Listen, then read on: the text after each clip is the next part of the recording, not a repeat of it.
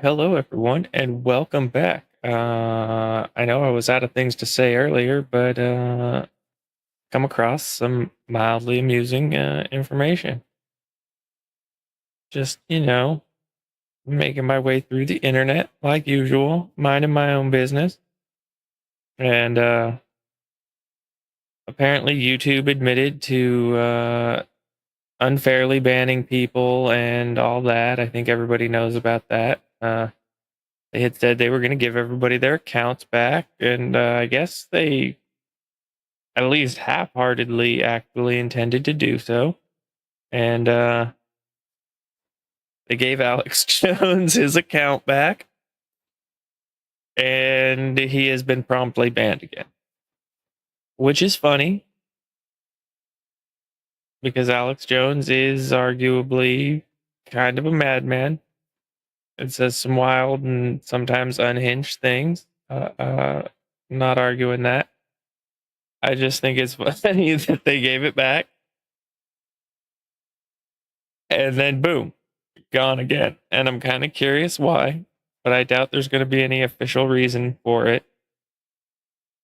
So I figure we're just going to go take a look at what's been new in Alex Jones land. Remember, this is a madman who is, well, I mean, just look at him. Just look at the man with his little Hitler mustache. He is just, I mean, what can be said about Alex fucking Jones?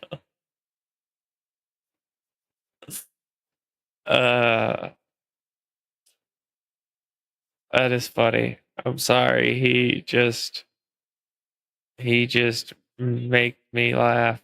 He is such an antagonist, but he's got to be on like some tear. It's not Alex Jones if he's not on a tear, right? Like he's always on a tear about something. So I'm curious what tangent he went on that like got him yeeted to the shadow realm again. Why is he back in the shadow realm? Any trial, you get evidence, you can cross-examine witnesses. It's determining probable cause. We recognize that we understand what a trial is. We understand why where we have a better idea once we start seeing the discovery as it rolls in. Boy, if his lawyers waived the preliminary hearing, then I would say that Tyler Robinson is in MK Ultra style program, because those exist. They do exist. They're usually masked in schools as things like DARE programs and other advanced education things. It's like how the CIA runs their filtering process, which usually then leads to psychotropic dosages for kids identified as abuse, and then it goes from there. It's a lot to get into, but everybody knows the MK Ultra stuff exists. They've been doing it, and it's the CIA. They stay doing it. We all know they doing it.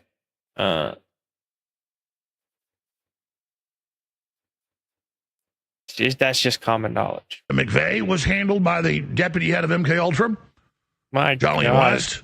His video's quality is ass. The Unabomber was handled by the deputy head of MK Ultra, Jolly and West. His boss, Ewan Cameron, the head of the program. And it goes on and on. I mean, that seriously. Was it Sirhan too? Yeah, like, oh, hello, let me take care. The feds have attached, this is your psychiatrist. Hi, I'm Jolly and West. I ran the MK Ultra program. Oh, and I also... See what I mean? The man is just like usually off his rocker, but like he is talking about, at least in the MK Ultra instance, things that like actually existed. But like that's the thing with Alex Jones, you never fucking know. So like you gotta hear his whole pitch and then go like do a whole bunch of fucking research for yourself. Was the attending psychiatrist for But I kind of want to see what off the wall shit he's got to say, and you know, uh,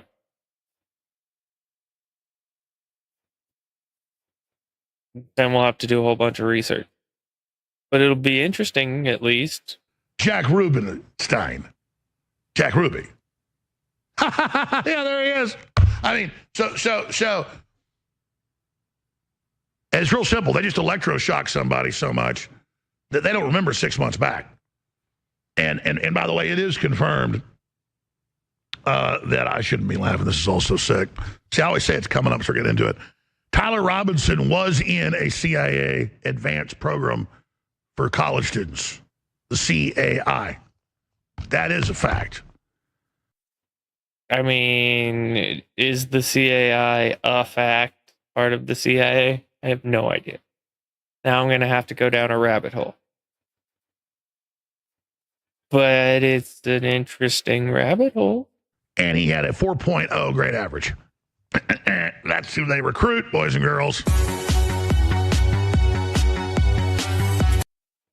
I mean, that's not entirely true. They recruit anybody who shows a high level of intelligence. You don't necessarily have to be a straight A student. You just have to. Incoming ad break. You just have to check a certain few boxes. I don't know exactly what those boxes are. I just know that high intelligence is one of them.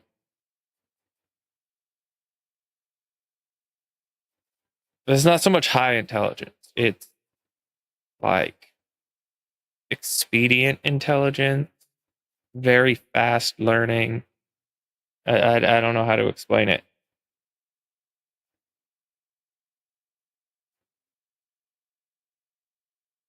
If I had to throw a wild guess out as to what the explanation is, I'd say maybe something along the lines of checking certain criteria that they have predetermined that I would guess likely indicate elevated neuroplasticity, which is your brain's ability to form new connections and pathways and stuff, and arguably is how your brain learns things, stores things, and the rate at which it does it. Higher neuroplasticity just means it's easier for you to learn new things. I don't care about your whole little music pitch. Already arraigned him. Court. Let's see. But I wanted to go to the court case hearing. So this preliminary hearing, they've already arraigned him, of Tyler Robinson, happening right now in Utah in court. Here it is. This derangement about the Jews confounds me.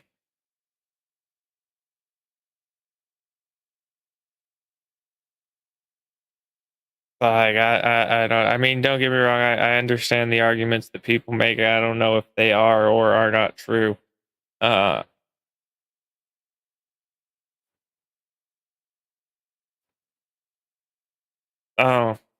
it just confuses me. Maybe I just haven't gone far enough down the rabbit hole. I don't know. I just.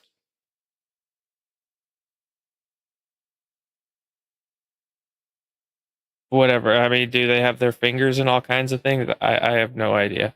And I until I can I've seen enough to make any kind of educated decision. It's really not something I give a whole lot of fucks about. The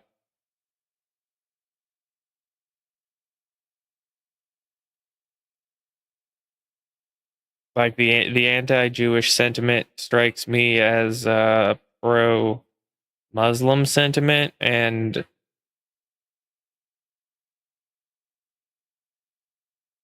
neither one should be inherently positively or negatively sentimented. You know what I mean? You judge people on an individual level. Like, I don't know. Don't you? There may be some sort of shady cabal, and the people who run it may be Jew. I don't see like that being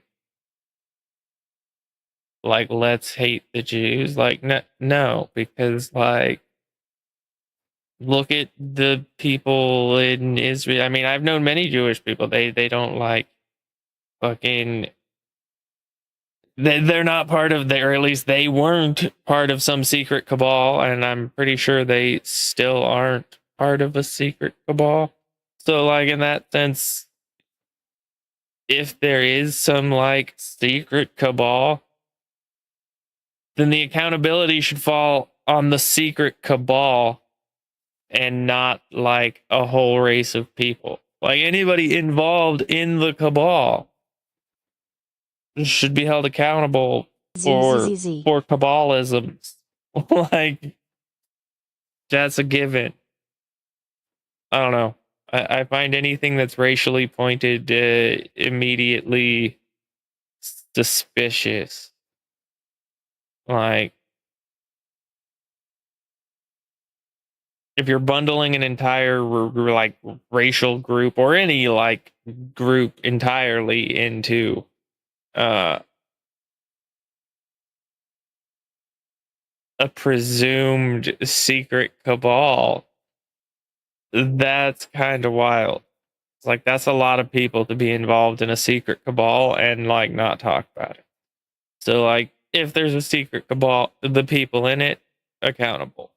Random Jewish people, I don't think they're accountable. That just doesn't make sense to me. You know, much the same that like there were Italian mafias, which are more or less like a cabal. Not all Italian people were in the mafia. You get what I mean? So like, the weird rise in the anti-Jewish sentiment strikes me as weird and like very leftist, because they're very much pro-Palestine, which is inherently anti-Israel. And again, it's all like very like racially pointed. So why is it racially pointed and not like individually pointed?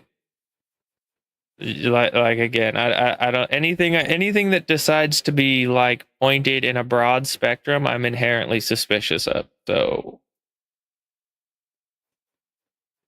I'm suspicious of it all. Preliminary hearing. And let's bring back Josh Ritter and Donna Rotuno now. If we have them there, let's pull them up. You know, Josh, if you're there, I want to start with you. There was some discussion about waiving the preliminary hearing. The preliminary hearing is an opportunity, as Paul Morrow said, to have a mini trial. You get evidence, you can cross-examine witnesses. It's determining probable cause. What's your analysis of the defense saying we're not waiving the preliminary hearing? I think they want to view it the evidence. I think they want to see what exactly the government has. Are they able to prove it? Another thing that happens at the prelim is it's an opportunity.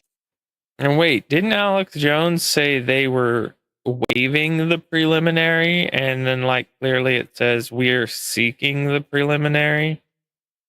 I gotta go back. I shouldn't be laughing. This is all so sick. See, I always say it's coming up. Also was the attending psychiatrist for, hi, I'm Joe. And it goes on and on. I mean, that he had of MK Ultra. Damn it, Alec, you rambling. Waive the preliminary hearing. That I would say that. Yeah, see, that's what I mean. Is he illiterate? Is he confused? A little bit down the road. Is he just Alex Jones and 10 steps ahead of himself? Where we have a better idea once we start seeing the discovery as it rolls in. Boy, if his lawyers waive the preliminary hearing For another conference, another nature of the discovery materials, we do think it would be prudent to simply reset for another conference, another waiver hearing, a little bit down the road, where we have a better idea once we start seeing the discovery as it rolls in. Boy, if his lawyers waive the preliminary hearing, then I would say that do it. Okay, so they're considering waiving it. Which, I mean, to be fair, if the probable cause for the indictment is, insanely beyond sufficient, like we can kind of assume it probably is. Is there really a need for the preliminary hearing? Like, I guess my point being that there's a lot that's just like, how the fuck do you refute that kind of a thing? You know what I mean? Like,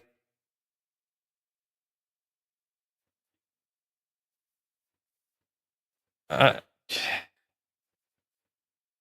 this didn't say they wanted to waive the fucking hearing. They're fucking seeking it. The defense, that's retard leftist with a gun. That's the defense. The prosecution is the state. So they're seeking a preliminary hearing, Alex. I think they want to view the evidence. I think they want to see what exactly the government has. Are they able to prove it? Another thing that happens at the prelim is it's an opportunity to see how some of these witnesses perform. So perhaps they want to see how some of these investigators perform on the stand and nail down their testimony to a specific... Okay, again, but they're seeking a preliminary hearing. So, like, positive claim is essentially meaningless. What? And, like, twisted.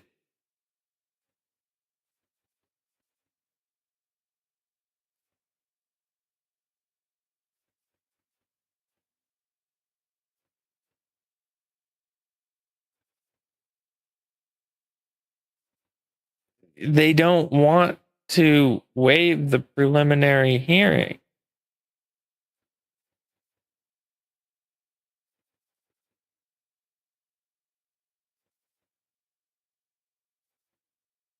They want the preliminary hearing. Okay, yeah, I think Alex Jones is just off his shit.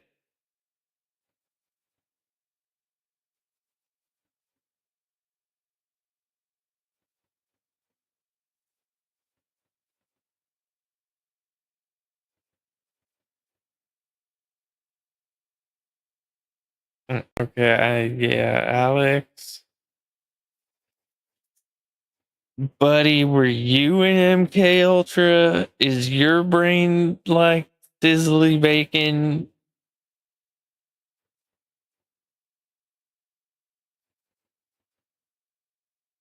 Questions about the security detail now, because I've talked to a lot of Green Berets, Delta Force, Navy SEALs, and ballistics experts, FBI, people that I trust, and they're like, this doesn't look normal. Now, that doesn't mean the security guy shoots him under the arm. That wasn't true. Or there's a pen gun. That wasn't true. No, what's true is... There is actually pen guns, though, but they're like small caliber and things like that. They were common in, say, like the 60s, 70s, 80s. They were common for police. I have one somewhere. But basically, it's just like a metal body pen with, like, like the ones you see nowadays that have like that whole bolt action-y thing on the side, but are just a pen. It was like that, but it's got a little end that screws onto it. That's just like it is basically just a chamber. Like, think a single chamber cut out of a revolver and made to like unscrew so you could put a single projectile in it, screw it back together, and then screw it onto the back of your pen with a bolt action. That way, if you were writing tickets or whatever and needed it, you could get one usage out of it. The one I have does not take live ammunition. It takes little proprietary, like, tear gas canister thingies. It might just be pepper powder. I don't know exactly. There's not a lot of like informational resources available for them. But yeah, the basic gist of it was that in the event of something happening while you were like both hands busy, you could pop that little sumbitch in somebody's face and it buy you a little bit of time.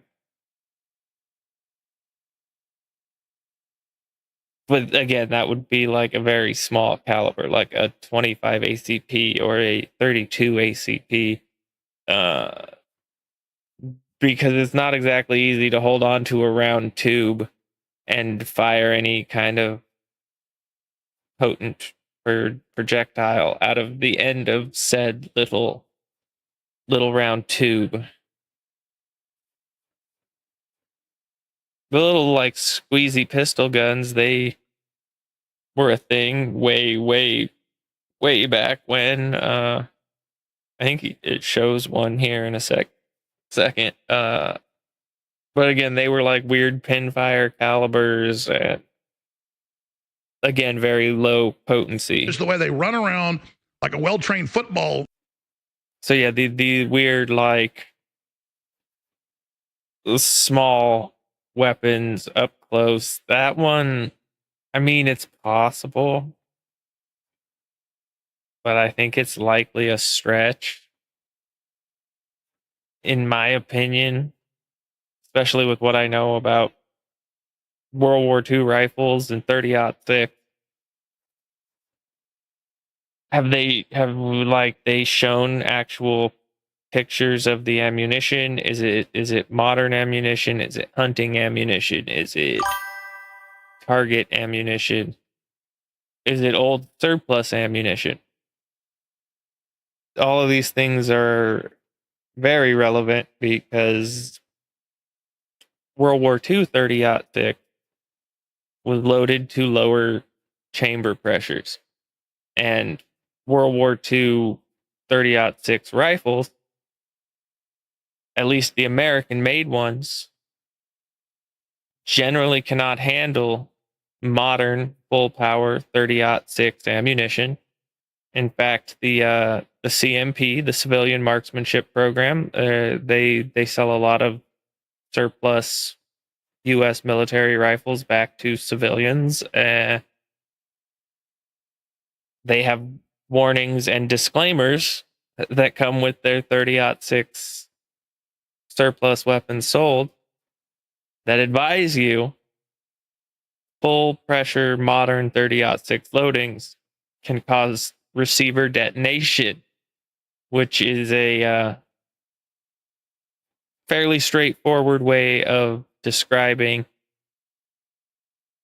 rapid spontaneous disassembly, or in crude terms, the gun's going to blow the fuck up in your hand.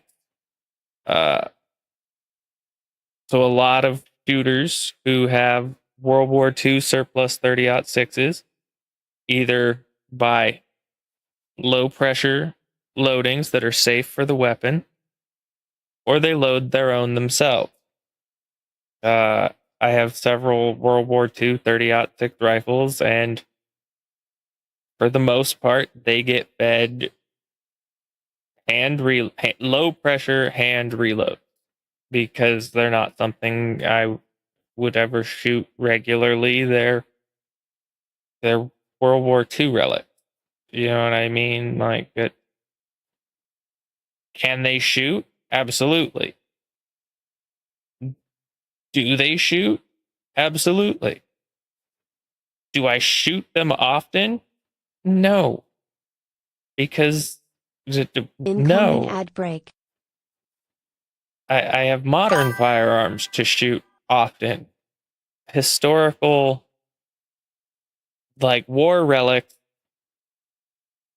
are no, they're the preservation of history. You preserve being the key word. They just get to hang out. That's what they do. They just like hang out. Are they able to do work? Absolutely, but they don't. And it's like grandpa. Grandpa don't do no work anymore. He just hangs out. Everybody else does the work, and he just hangs out and like talks shit about you're not doing it fast enough or good enough. Even though you're doing it faster and with better equipment than he ever had, he's just being a stickler to fucking troll you.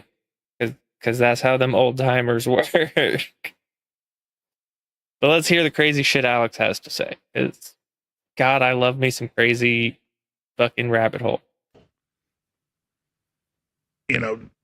Offense in these weird routes, grabbing things the second he shot and taking photos of him 1 second after he hits the ground with their meta glasses. I mean, it doesn't look good, folks. And all I'm trying to do is cover the fact. I mean, I'm not gonna lie. Their movements and the meta glasses, kind of fucking weird. But I mean, arguably, it could be a standard procedure for security because I'm just having a thought. Preservation of evidence, one would argue. Now, I'm not saying that's what it is or that they preserved evidence or they didn't preserve evidence. I'm not getting involved in that. I'm just like speculating on why the snapping of the meta glasses. And I guess it would make sense looking out at the crowd. You take a high resolution picture with some meta glasses and you're basically you pretty much have a facial record of the people that are attending the event. Then crazy stuff happens. You think of it like a cop with a body cam, a building with security cameras. The human brain is capable of missing a lot of fine minutia in the details. In the high stress of a situation like that, where a camera, it doesn't. It just documents literally everything indiscriminately. It does, you know what I mean? It doesn't think this, it doesn't think that. It just looks where you point it and it documents it. So, I mean, I guess there could be a solid argument that they turned it on simply for make it document as much as possible for the sake of maybe it would, who knows, fucking, maybe as he's panning his head around in the franticness, maybe see the killer like running through a crowd or something. You know what I mean? It's totally speculative. Now, why you would turn it on while like looking at him, kind of weird. I'm not gonna lie. Facts here, ladies and gentlemen. But I'll tell you this. Everything is starting to really focus in, at least in my view, on Kirk's security detail. No, he does like promptly look back. I'm not accusing them of killing him or having a hand in it. He did promptly look back to the crowd. So I guess the theory of basically a face-mounted security cam to soak up as much potential video evidence of the event, because human memory can be faulty and a camera is fairly like absolute and concise. The behavior. Totally speculating. 100% speculating. I know nothing of how high grade private security teams work, and let's be real, at that level you're probably dealing with like a high level like private military contractor grade personnel. So not even speculating that I know a thing about shit about why that man was doing the things that he was doing. You're in and around all of it. But I can, have the opinion it does look a bit odd. According to dozens and dozens of real experts I've talked to on and off air, and then the hundreds of experts they've talked to, I mean, experts, is all interpretation. The interpretation can be flawed. People have biases. Randomly saying experts doesn't necessarily tell me anything. It doesn't give me any idea. That's kind of vague, Alex. I understand you protect your sources, but like you gotta at least give something that lends credibility to them, not just experts, because like as we've seen from the left, lots of people call themselves experts and they don't know fuck about shit about fucking two horses fucking. None of them say what we see the security people doing is anywhere normal. It's clearly highly scripted and prepared. They're clearly cleaning up and covering things up. They all had their routes ready like it was an NFL team, professionally zipping and zapping. They were all bracing right before he gets shot. You can see it. Turning camera. Do we see it? Their meta glasses. I mean, it doesn't look good. Was he bracing before? With their I don't think he was bracing before. I don't think we can like break this down to frame by frame, but it doesn't look like he was bracing before. You certainly put the blur up long before he braced. I understand you do that one with a bit of slop on the side of making sure that everything's like no chance of anything being shown. But again, like that's the hit right there. This man doesn't look braced or tensed. He's like chilling. He's in the exact same position he's been in for a few seconds now. Is that braced? Like, because I would argue that's braced. Like this is, I don't know, half a second or so. It takes the brain some time to respond. I wouldn't say that man was braced in anticipation. This would be braced in reaction. But again, like with their that's basically the hit right there. So again, I'm not seeing the brace. I'm seeing like chilling. The arm movements are weird. Yeah. Oh, that's definitely weird. With their like this is all casual. So meta glasses. I'm it doesn't look good, folks. I'm not seeing the second a after he hits the pre-brace. ground of his body with the some of those Hillary Clinton. God damn it, where were we? Heck, I don't like your Those are all video actors. player.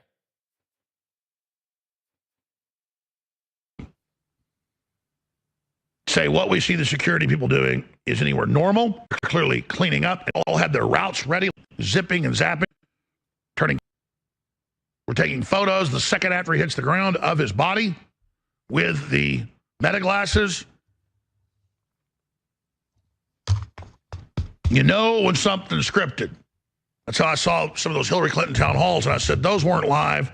Those are all actors. Those are highly produced. Okay, but like your point's kind of moot, is it not? The man wasn't tense. That's like one of your key whatevers is the man's supposed to be tense. I don't think it's quite the gotcha Alex thinks it is. The man wasn't pre-tensed.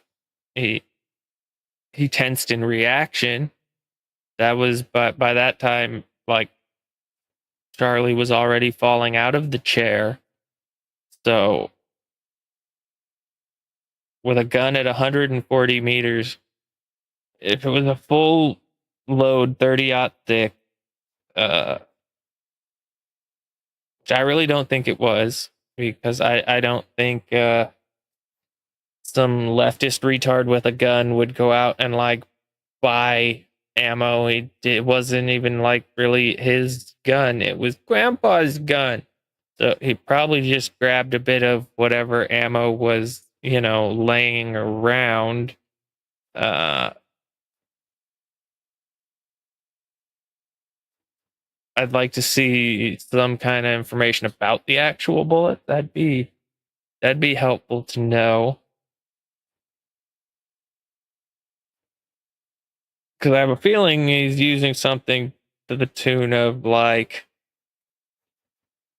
mid-pressure soft point hunting ammunition designed to like dump its energy in a very short distance, and using a rifle that, if I had to guess, I'd lean on the route that's most common, being grandpa either brought the rifle home from the war or bought it dirt cheap, because surplus German rifles used to be, dime a dozen. Children could buy them out of like the back of a comic book for like, I think like $10, $12.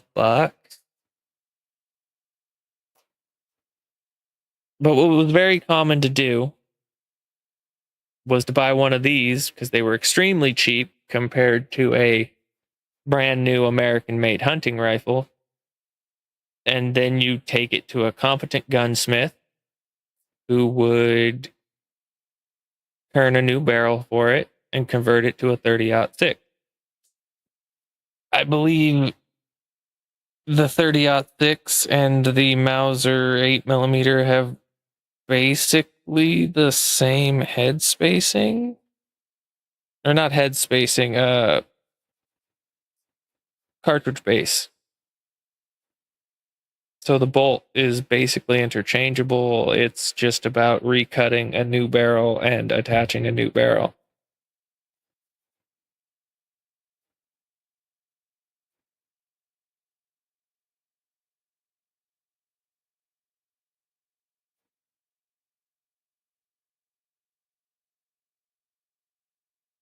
They do not have the same cartridge base. They're also different diameters and length. That doesn't matter to me. They share a similar rim diameter, making them compatible for some rifles. Okay, so they have the fucking more or less the same cartridge base, so you can rechamber one for the other. Fortunately, the Mausers come in 7.92, so their bore is over bore for a 30-06 chambering in 7.62. So it has to have a new barrel. So that's what a lot of the old timers did. They bought dirt cheap Mauser rifles. They took them to the local gunsmith. They had a new barrel turned and chambered for 30-06. And then they proceeded to hunt with that rifle every year for basically the rest of their life. And those rifles probably put more food on more tables than they took human life.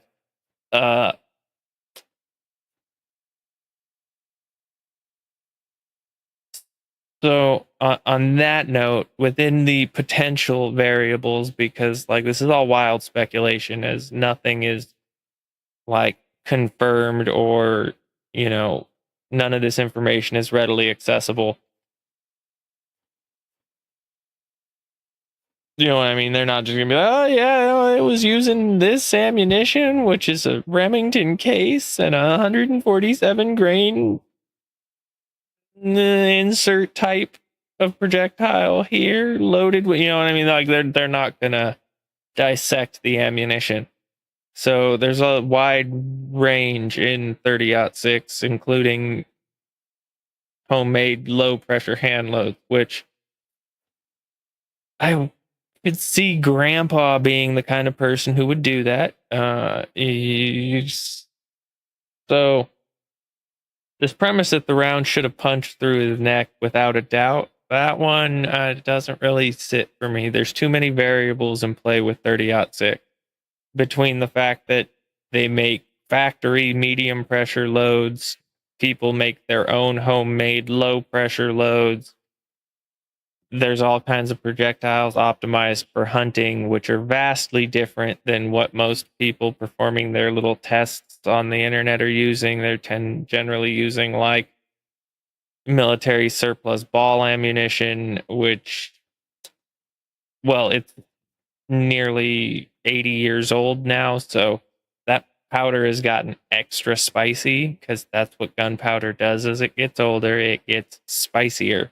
So it's probably hitting on par with modern higher pressure rounds and using like the least optimized round for like targets, because the military is generally not allowed to use rounds designed to expand, fragment, or any of the other fancy things bullets can do to maximize the amount of energy they put into the target, and also to limit the potential for overpenetration, because there are rounds designed specifically to like nullify overpenetration, like the centered fragmentation rounds used by the Secret Service in the 60s. You know, the same era as the infamous assassination of one of our presidents.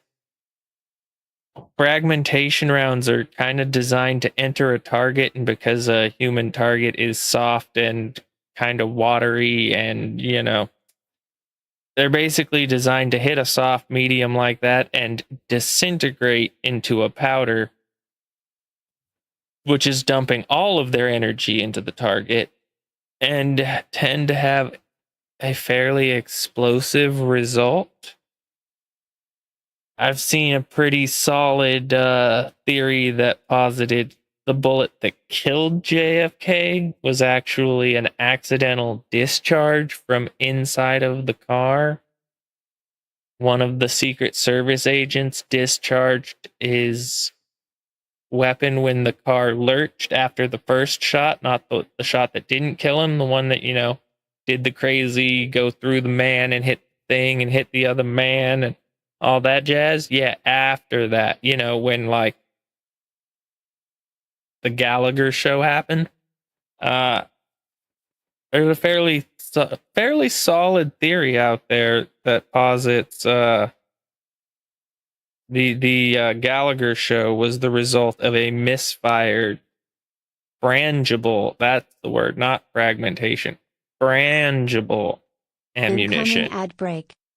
Which is basically metal powder centered into a shape loosely, and when stress is applied to it, it basically crumbles back into a powder and dispenses all of its energy into the surrounding tissues,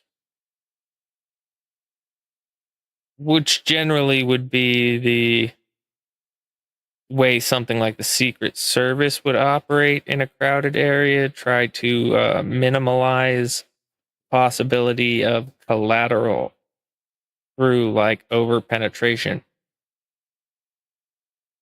But I don't really think frangible plays any real role in this, because like frangible would have, well, it would have basically done to his neck what arguably it may have done to JFK's head. I mean, it's explosive. Not like literally explosive, like exploding compounds. I just mean the results are very, very visceral and dramatic. So I don't think it was a frangible round. But it could be soft tip ammunition out of a really tired hunting rifle.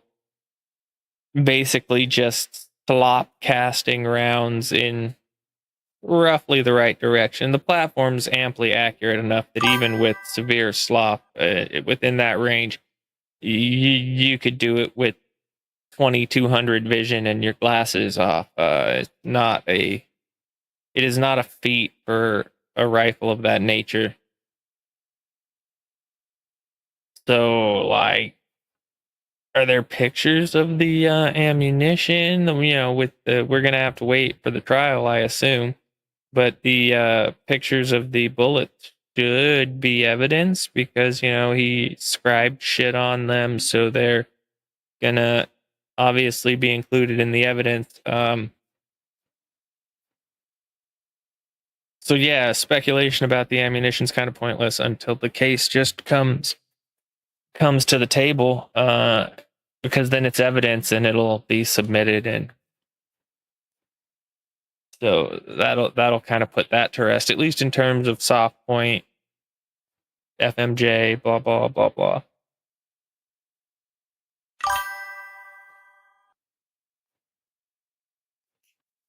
Watch, is gonna come out and it's gonna be like all fucking black tip armor piercing, and nothing is gonna make fucking sense, and everyone's gonna go wild.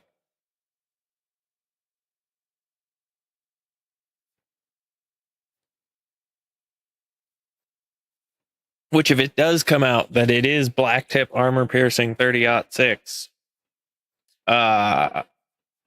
shit, I might just be on board with Alex here that this is definitely something bigger, because while not impossible to find, very expensive.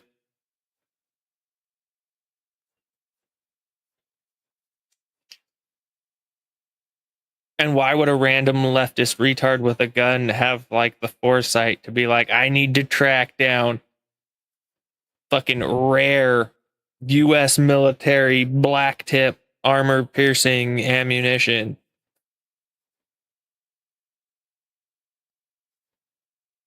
When using a 30-06, which it kind of defeats the purpose, because I mean, what would be the argument be? He went armor piercing expecting Kirk to be wearing armor. Okay, but if he, like I covered in the video about body armors, if he was wearing soft concealable armor, there is no soft concealable armor rated to stop any 30-06, let alone the need to go to something advanced like black tip. And if Kirk was wearing a hard plate armor, that is rated to stop 30-06 black tip armor piercing. So that one doesn't really make a lot of sense. But like, I would laugh if that was the case, just because it would make so little sense. Because you wouldn't go out of your way to find the ammunition if you were like expecting to need to defeat hard plate, because that's the baseline that hard plate is rated for. Like, that's the determiner. It's class, what, 3 or 4 or whatever it is, and it'll stop 30-06 black tip AP.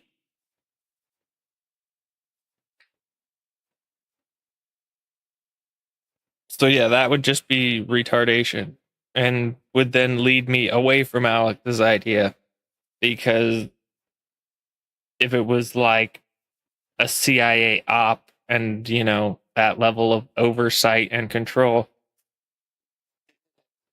he wouldn't be using Grandpa's gun, and he'd have been using a caliber like that made more sense. Not that 30-06 isn't, you know, ample, but like, a 30-06 rifle is a large rifle. It's hard to conceal. There's just so many things about it that if it was a operation, like, my God, is it the DEI operations, bro? Like, all right, this is run by fucking Tanisha. She's a Jewish lady. Because again, with these crazy people, the Jews are behind all of it. So Tanisha, the Jewish lady, fucking decided 30-06 was the rifle to go with. Like, come on, people, use your fucking brain.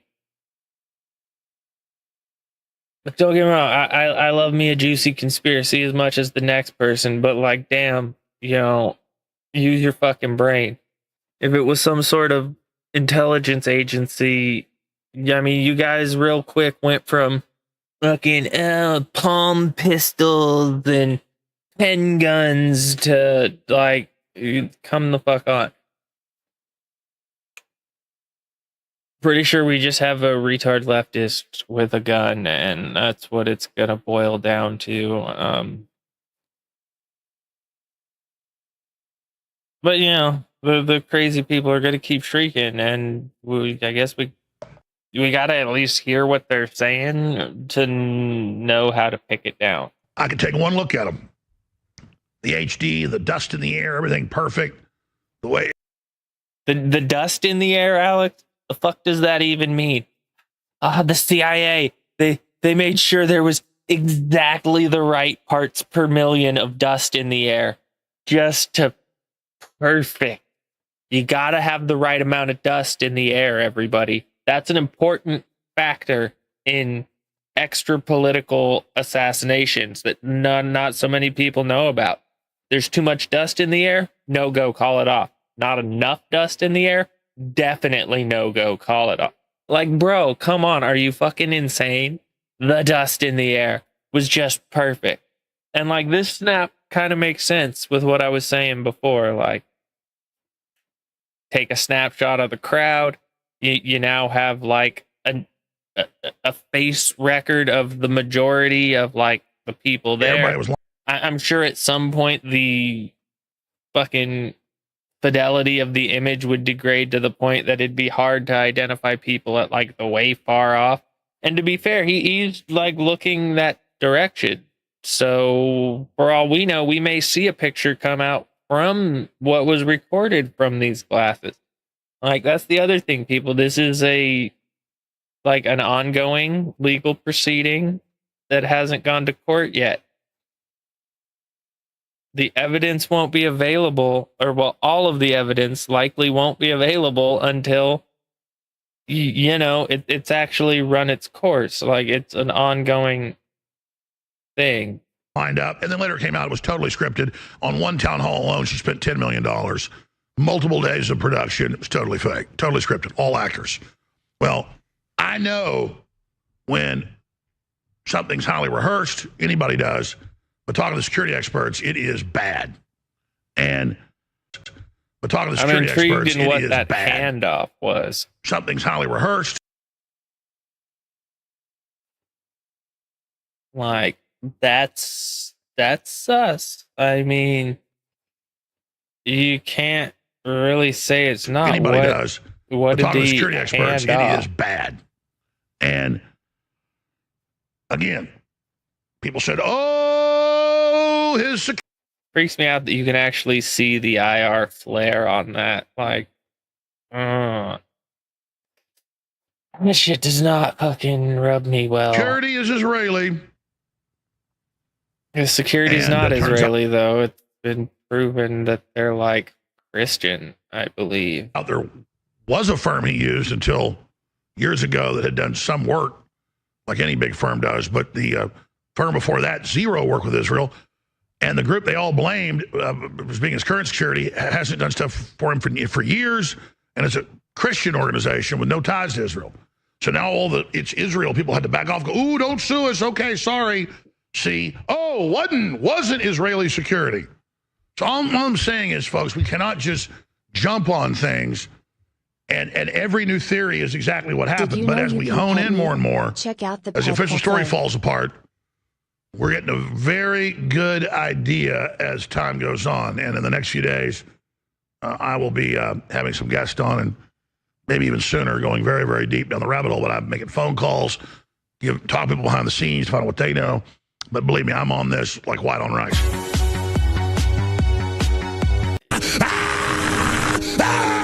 Feel the unstoppable power. Alex, that's kind of what it feels like to listen to the things you say sometimes, bro.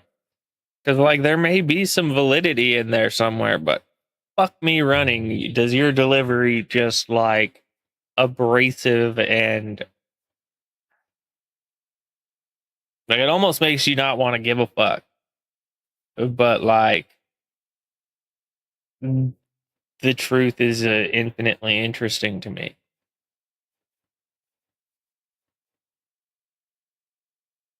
Pro-trans, anti-trans, frog-spiricist. Bro, what?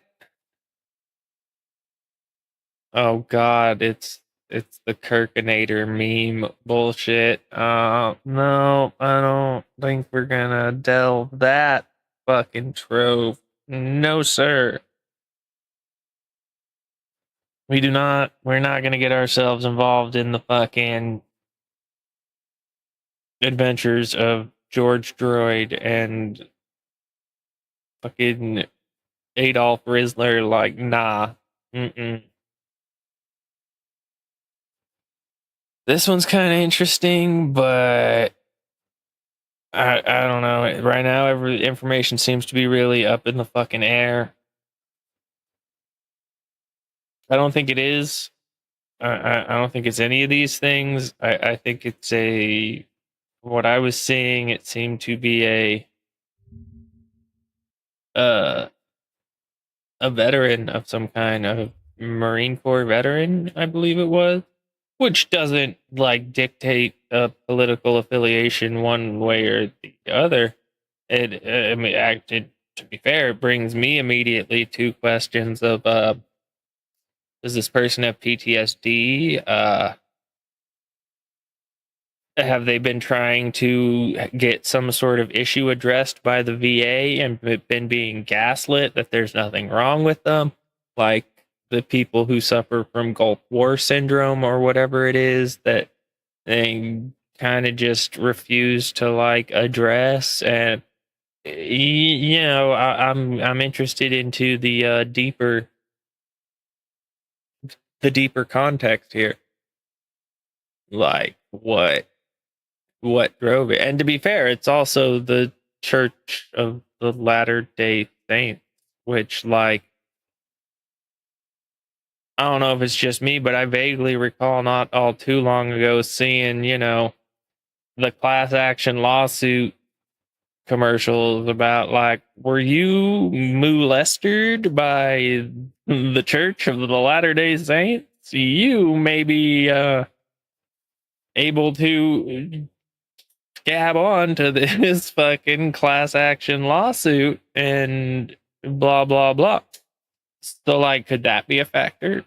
Uh, you know what I mean? This one's got some wide variables on it still, so can't really comment all too much without deeper context.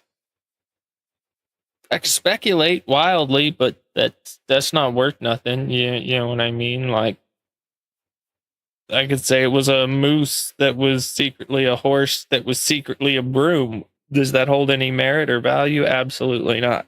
So does my speculation hold any fucking merit or value if I speculate it's right wing or left wing? Absolutely not. That's why we're just gonna not engage in it. We're gonna base things off of what they are and what is known and, like, you know, fucking tangible. We live in the world of the tangible. We're going to work on what's tangible. And yeah, sure, anything could be anything, but without evidence of it, claims are just claims. So why waste our time? But I believe they were a Marine Corps veteran, is the one thing I've seen, but that may not be true either. It's a crapshoot nowadays with the internet, y'all. So it could be any number of things. Really, Alex Jones predicted 9/11. Blow up airliners, Baltimore Sun, or if you let some terrorist group do it, like the World Trade Center, we know who to blame. And if there was an outside threat like a bin Laden, who was a known CIA asset in the 80s, he's the boogeyman they need. We know the Joint Chiefs of Staff wanted to blow up airliners, Baltimore Sun, or if you let some terrorist group do it, like the World Trade Center. I don't know if the date on that is valid. But he could be referring to the first World Trade Center attack. Who knows? Fucking 15-second video or 14-second video taken out of context by fucking Tucker Carlson. So, like, what the fuck? Come on, Tucker, do better. If you're actually standing on the truth, show context. Context reveals itself.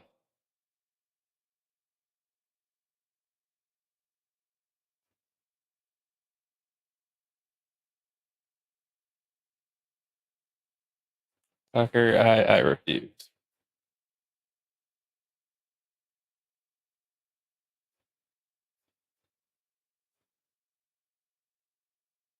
Alex Jones, I don't know, man. The Hitler mustache just...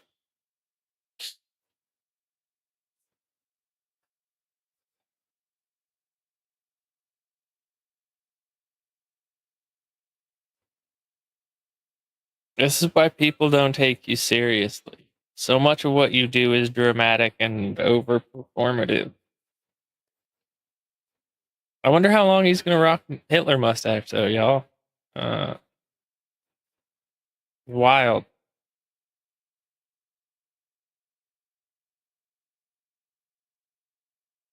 Or I don't know. Michael Jordan's was like more clean and somehow feels way Incoming less ad break.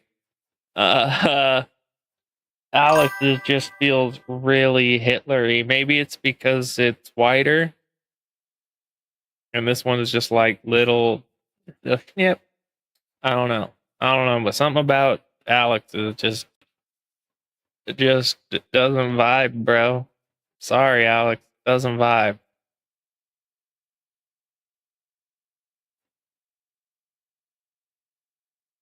The fuck, Alex Jones's OnlyFans? I am horrified.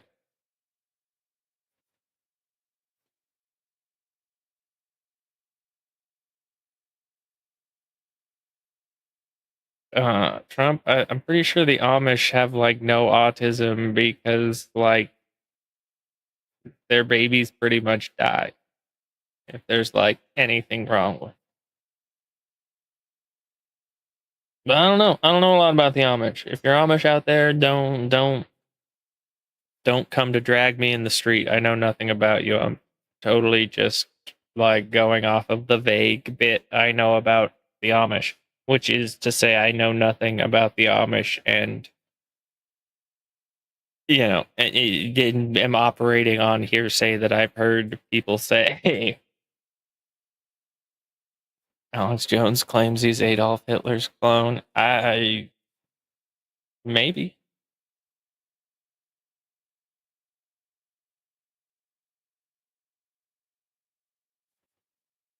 Alex, what are you peddling? Methylene blue? Sorry, pills are. and every What the nasty- fuck? 15 hours of Alex Jones? Holy shit. Alexa, with Amazon in your house. These men just like go full tilt for 15 hours? Violence. We're going to have a... No, this has to be like multiple things put together, right?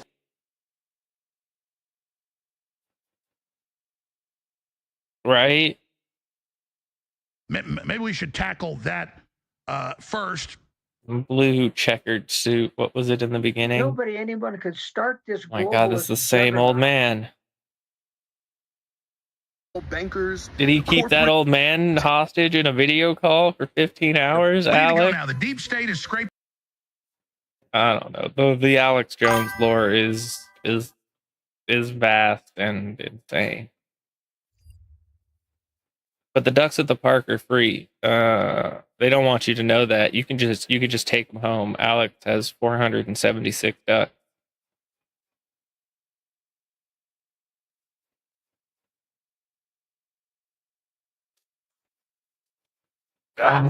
Alex, I just do not know about you, bro. You're out there.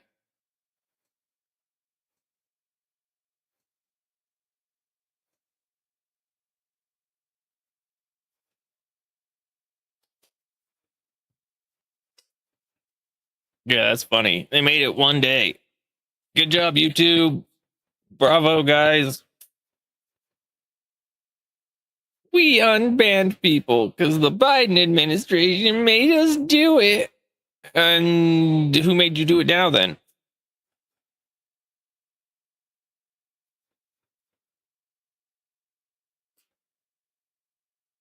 No, I'm not hearing anything, YouTube. Yeah, you kind of... You realize you make yourselves look fucking retarded. Restarted. You know what? I've decided I'm going to stop saying retarded and I'm going to start saying restarted just because it's retarded.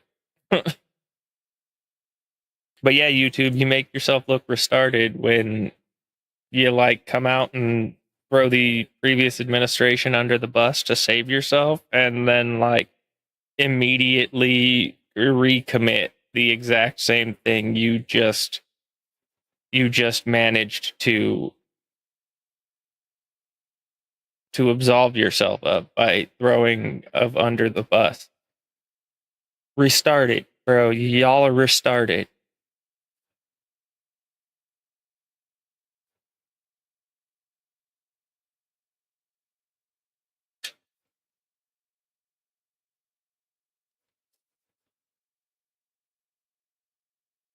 Really, Alex Jones?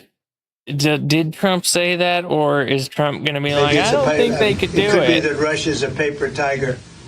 I don't know what they are, but 3.5 years of fighting and killing everybody, of killing 7,000 people a week for nothing. For nothing. A lot of people This a is from week. President Trump after getting to know and fully understanding the Ukraine-Russia military and economic situation, and after seeing the economic trouble it is causing Russia, I think Ukraine, with the support of the European Union, is in a position to fight and win, all caps, all of Ukraine back in its original form. Yeah, over $1 million dead already. Yeah, right. Right. Within time, patience, and the financial support of Europe and, in particular, NATO, the original borders from where this war started is very much an option. Why not? Russia has been fighting aimlessly for 3.5-year war that should have taken a real military power less than a week to win. They would be able to take back. That's what I said too. And Russia originally, like from the gate, wasn't it supposed to be like a 3-day thing? It was supposed to be done in 3 days. 3 days. It has been 3.5 years, Russia. Bro, in baseball, there's this thing called the mercy rule, where like at some point it's just ended by default, so that like one side's pride doesn't get any further shattered.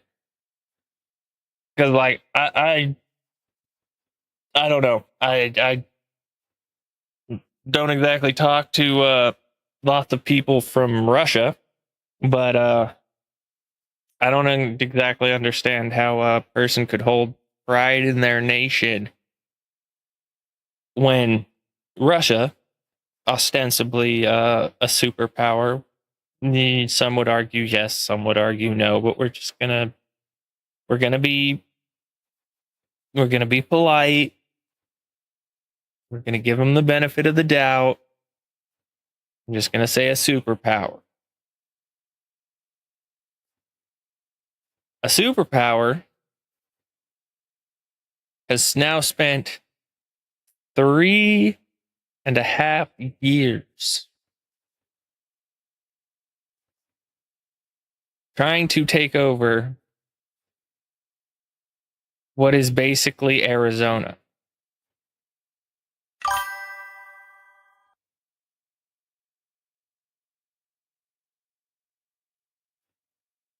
How do you like take any pride in that as a person of that nation? Now hear me out,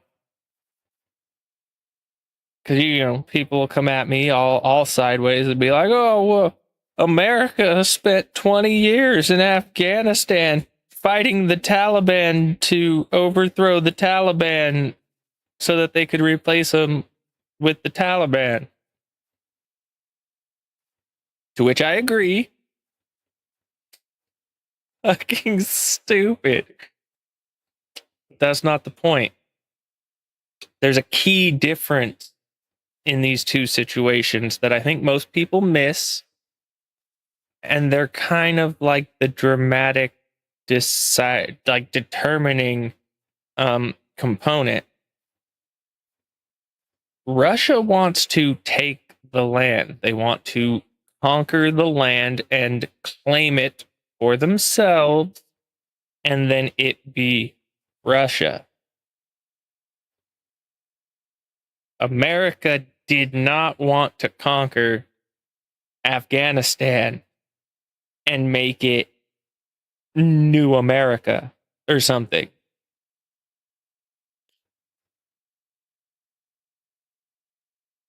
Now, lots of arguments could be made about what the fuck we were doing there and what we wanted there, and arguably it's likely destabilization of the region because, well,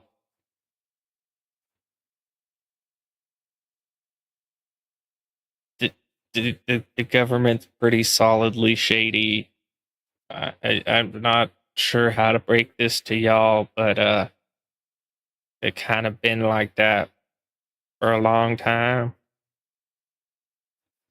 Many would argue that that's why Donald Trump won the first time, is because like everybody kind of already knows that the government is shady and has been doing shady stuff, but like,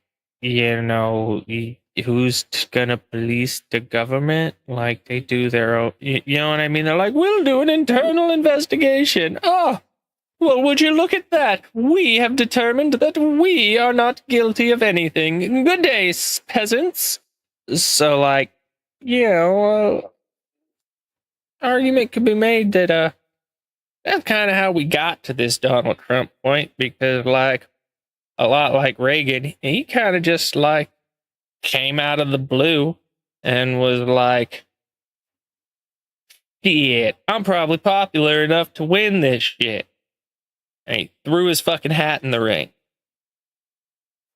I mean, I would say the first time he got lucky, like he went up against Hillary Clinton, who's just insufferable and grating as a fucking person. And she made an absolute clown of herself, and he won. Then when placed against we'll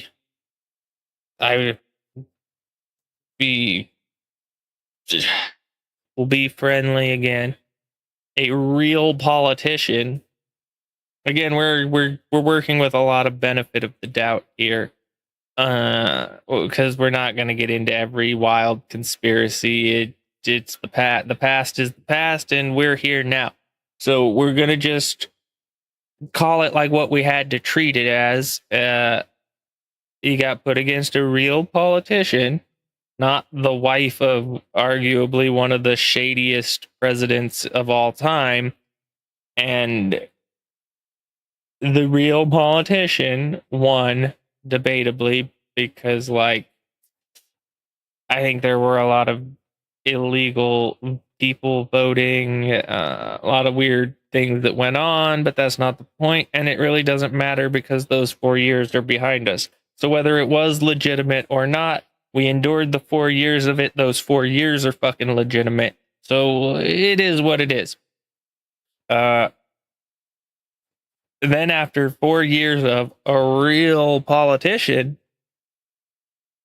even more people woke up and went, holy shit. The government's shady as fuck. Maybe we should vote for this fucking loudmouth wild outsider. Because, like, fuck. At least if we're getting, you know what I mean? At least if he's gonna fuck us, he's just gonna tell us, like, yeah, I fucked you. But at least we'll know we're getting fucked. Like, you know what I mean? Because he seems to be pretty straightforward, and he ain't fucked anybody I know yet. I've seen a lot of things taking the letter of the law to the point. And, yeah, some of it gets slapped down because law has a certain degree of interpretation, and, it is what it is. But, like, he's definitely playing the game this time around. He's using the system, attempting to use it to its fullest extent, and in some cases maybe beyond its functional extent. And that's why there's the Supreme Court to, like, rein things back in and make determinations, and that's how the system was designed. But this is kind of interesting. A change on the stance in Ukraine And I'm interested in financial support of Europe and in particular NATO. Now, by NATO, does he mean motherfucking us? Like America? Or are we talking Europe's NATO? I mean, realistically, I would argue it doesn't really make much difference. As long as you have a large third party that can keep the Ukraine funded with munitions and materiel, they kind of don't have a choice but to keep fighting the war. So, like, they're going to do that. How long can Russia afford to keep throwing bodies at shit? Like, I'm curious. Russia population 143 million. Ukraine population 37 million. All right, Russia's got about 110 million more people.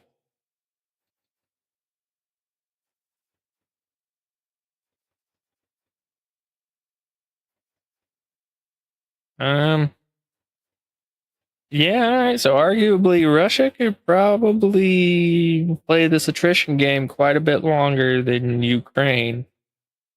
But that has to operate on the premise that Ukraine is losing as many people as Russia. Which they might be. I mean, I don't see why arguably they wouldn't be suffering losses. Like,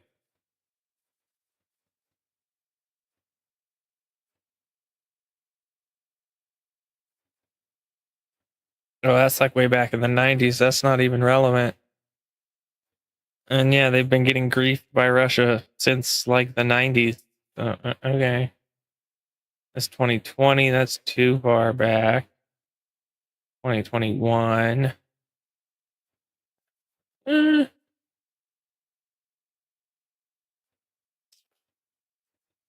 Yeah. I mean, to be fair, that could also be like large numbers of people fleeing from the country to other countries. These numbers aren't exactly the most credible, whatever, breakdown of what's going on over there. But from what I understand, Russia is suffering large losses. And again, if they were dominating, they wouldn't be 3.5 years into toppling what is effectively the state of Arizona. Back their country in its original form, and who knows, maybe even go further than that. That's what NATO and the unelected EU Commission has been saying for a decade, that they're going to get a war with Russia to last decades, and then Russia will fall, and then Europe will divide up Russia in 5 parts. So I wrote the headline this morning that Trump does 180, calls for continuance of war. I'm sorry, that's wrong. It's worse than that. We got to change the headline. Trump goes insane. Implies Ukraine could conquer Russia, endorsing EU plan to invade and break up Russia, repeating Adolf Hitler's Operation Barbarossa.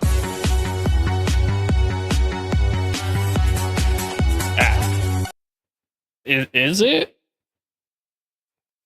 Because from what I'm hearing, it's just mocking Russia. To me, that sounds like taking a jab at Putin's pride.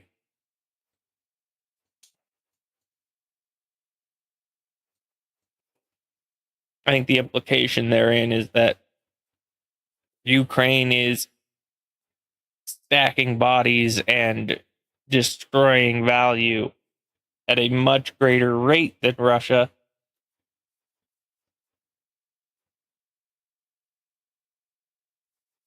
And that's all just, typical Trump rhetoric to ignite some passion. And so the great memorial. Whatever, force some thought. Like, you know what I'm getting at. Basically something to the tune of, Russia, if you could do more, you would have done more.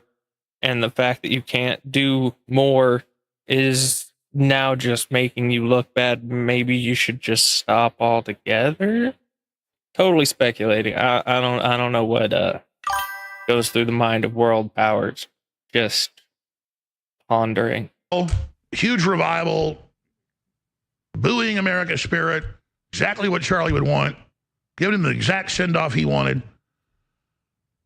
I mean, that was a Charlie Kirk production. And then he goes to the UN, Trump yesterday, and just destroys them on the carbon taxes, the New World Order, that they are flooding their countries, they're running replacement migration, they're invading, they're supposed to stop invasions, not run them, that they're the problem, that their culture wars are evil, that we should be proud of the West, that the West is the best, is going to save the world, but we got to save the West first. And it went on and on. It was gold. I mean, it was platinum. Gold. It was diamond. It was, I was ecstatic. This man is just like a fucking word box, bro. Just fucking babbling and talking in fucking circles. You gotta really stay on your toes with old Alex Jones, because you never know when something's gonna just like spin the fuck around. And I'm not saying it's like intentional. It very well may be simple mistake. Like the man's a human being and people make mistakes. Just like the thing earlier talking about it.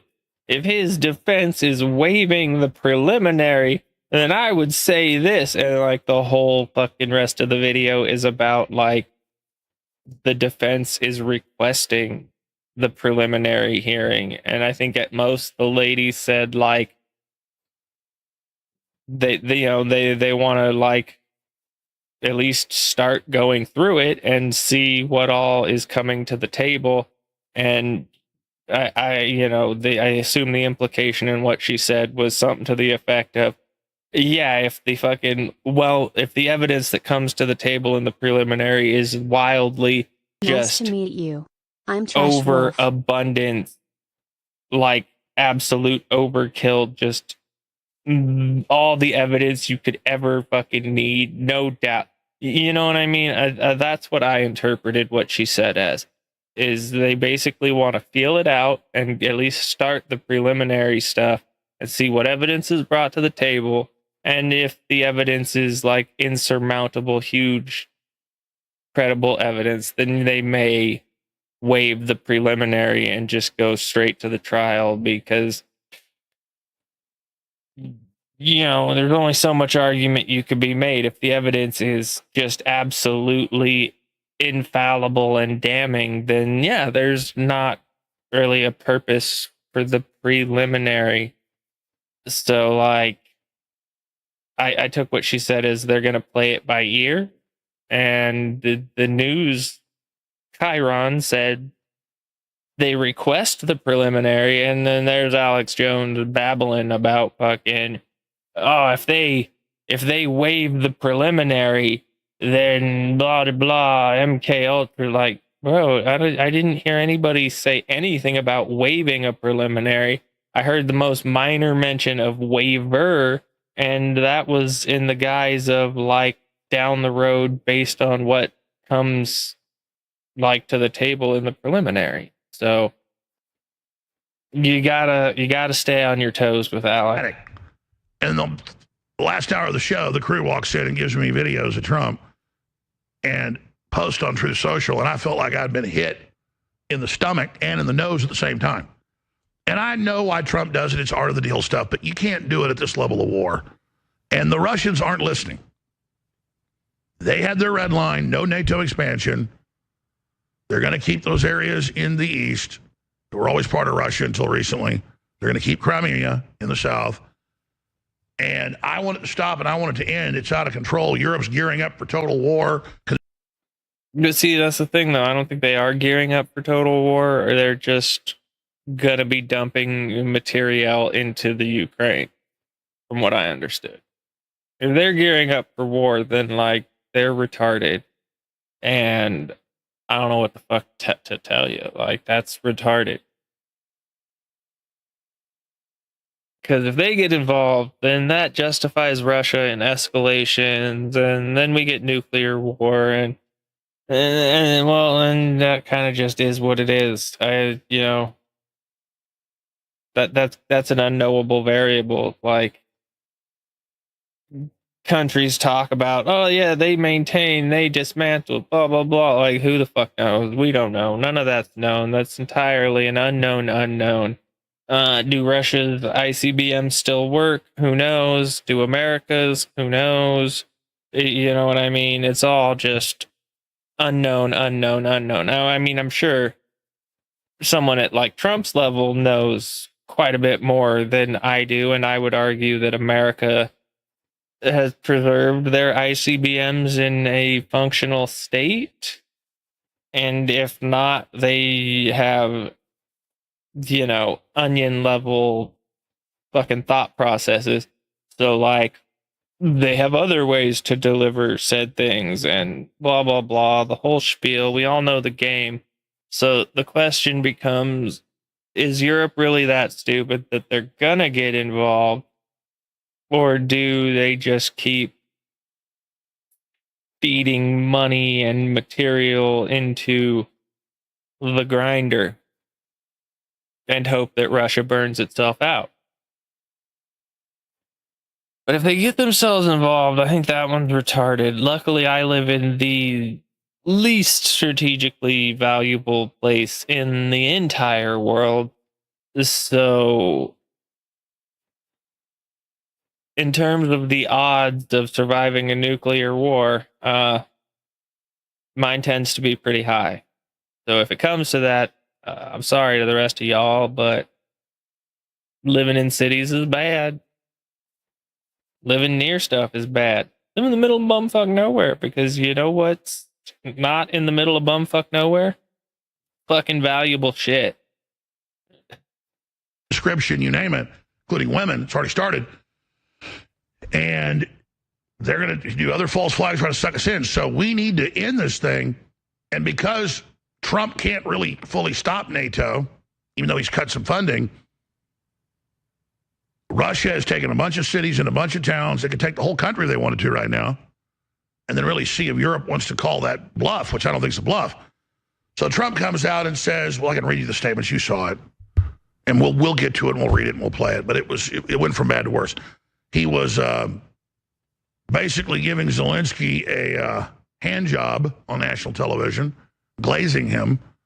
And glazing him. See, Alex, this is why, on some level, I love you, even though you're a fucking deranged man. You just know how to, like, keep your words relevant. And yeah, they may not always be right. And yeah, you may deliver them like you belong down at the gas station screaming at the dumpster. But sometimes you give me just enough keywords to actually, like, go find some stuff out. And that's kind of cool. Well, damn, bro, watching you is like, I just don't have words for it. It's like perpetually riding a fucking belt sander, bro. It's the most abrasive thing ever. Just how wonderful he is and what a great leader he is, and why I think he'll be able to take back all of the country, and Russia's in deep trouble and about to fall apart. That's EU propaganda that Russia's going to domestically collapse and that Europe's going to break.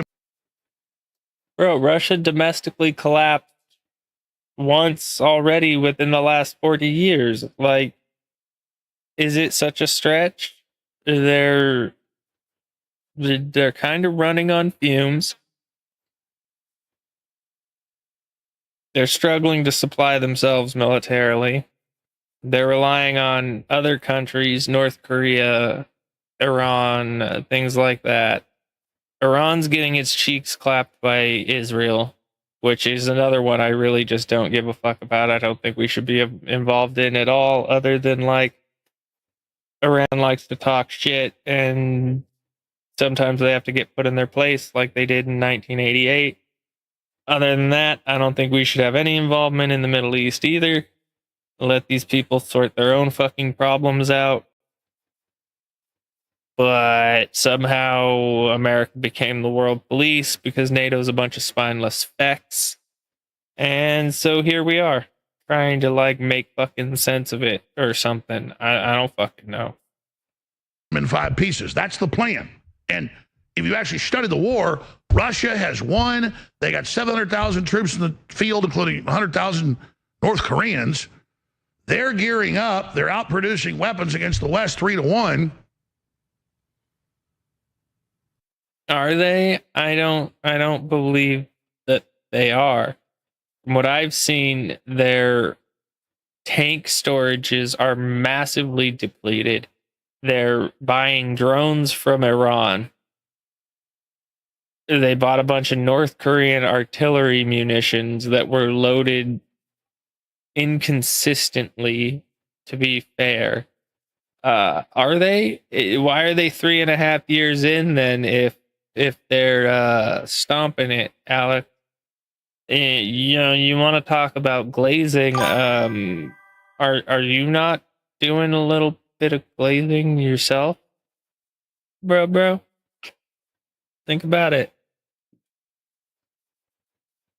Do I really think Ukraine could fucking hold their own against Russia? No, that's why they're relying on everybody else to funnel fucking munitions and material in. Modern munitions and material, generally speaking, have been, optimized to best facilitate the avoidance of losing lives. Things like HIMARS and, all this various shit. A lot of these technologies, they kind of existed to like move battle away from dudes on the ground with rifles and shit. And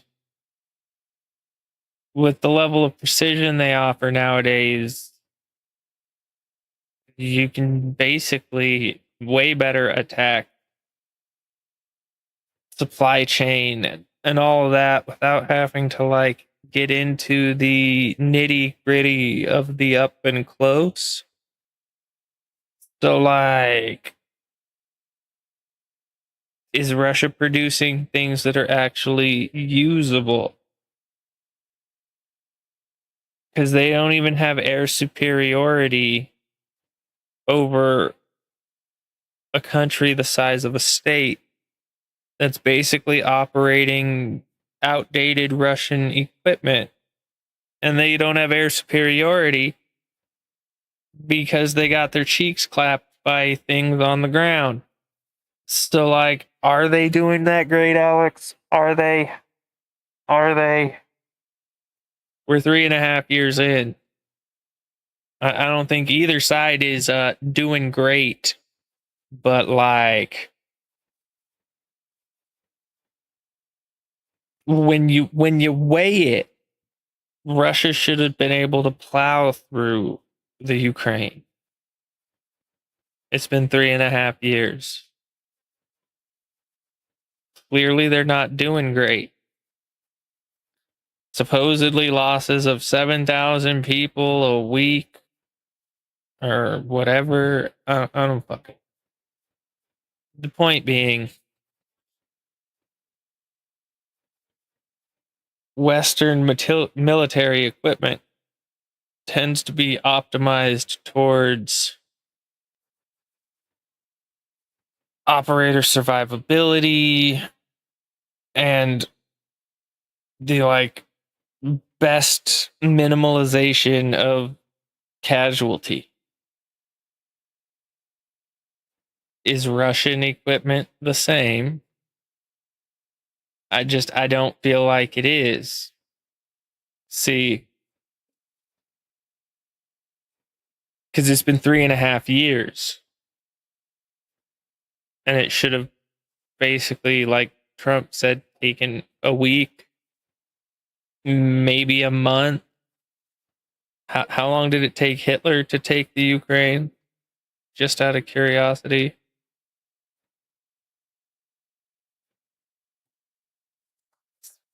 Let's go see. Oh, wait. Let's just ask Rob.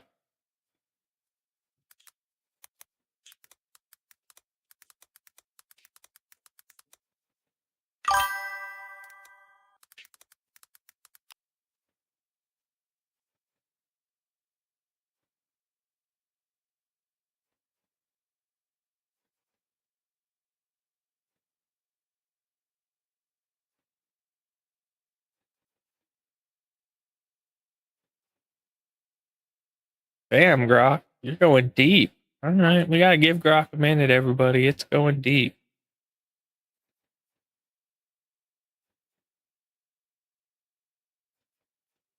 That or it's just flashing shit at me and it's not doing nothing. It's going to come back and be like 9 and...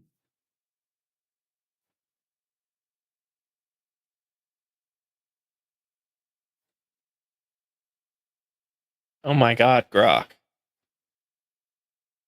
Okay, bro, I don't have time for this. Give me the quick fucking answer.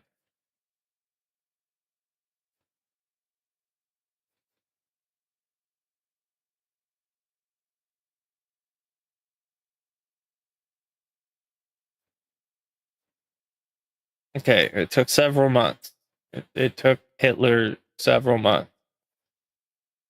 Modern day Russia should have been able to do it significantly faster than World War II Nazi Germany. Outbreak. It should not have taken 3 years. So we'll see what happens, but the other side can... Let's go back world, to we gotta Alex save the Jones West being first. crazy. And it went on and on. It was gold. I mean, it was platinum. It was diamond. I was ecstatic. Bring up for total war, conscription, you name it, including women. It's already started. And they're going to do other false flags trying to suck us in. So we need to end this thing. And I want it to stop and I want it to end. It's out of control. Europe's gearing up for total war, conscription, you name it, including women. It's already started. And they're going to do other false flags trying to suck us in. So we need to end this thing. And because Trump can't really fully stop NATO, even though he's cut some funding, Russia has taken a bunch of cities and a bunch of towns. They could take the whole country if they want. I mean, Trump doesn't have to stop NATO from doing anything. Because I don't really care if European NATO decides they want to burn themselves to the ground.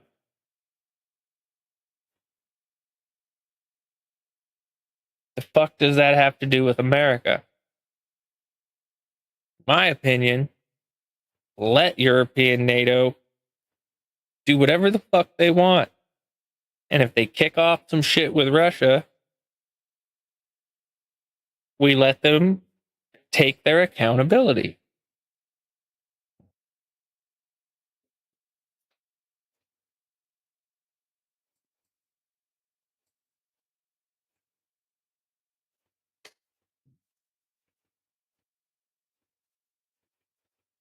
I mean, if they want it, if they want a war with Russia, they have their own nukes, they have their own people, they have their own populations and industries, and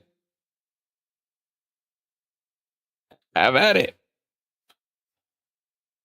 Would be the smart way for the U.S. to handle it. Just let them have fucking at it.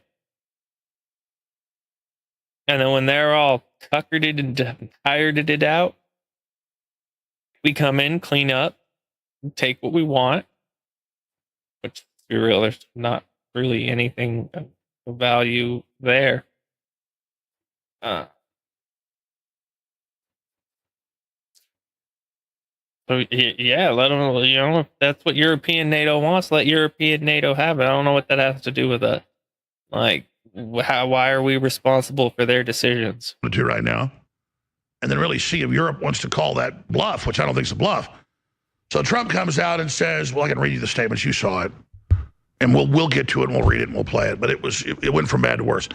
He was basically giving Zelensky a hand job on national television, glazing him, and just how collapse, and that Europe's going to break him in 5 pieces. That's the plan.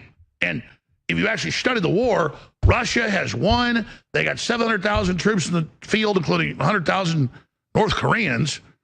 They're gearing up. They're outproducing weapons against the West 3-1. Russia does have some economic problems, but nothing compared to Europe or China. And we're on the verge of big problems if Trump's recovery plan isn't able to be executed, which is an excellent plan, and he's got a lot of it done, and the Federal Reserve's finally rolling over, but is it a day late, a dollar short? But still, Trump is absolutely encouraging the EU and NATO to expand and to fight Russia.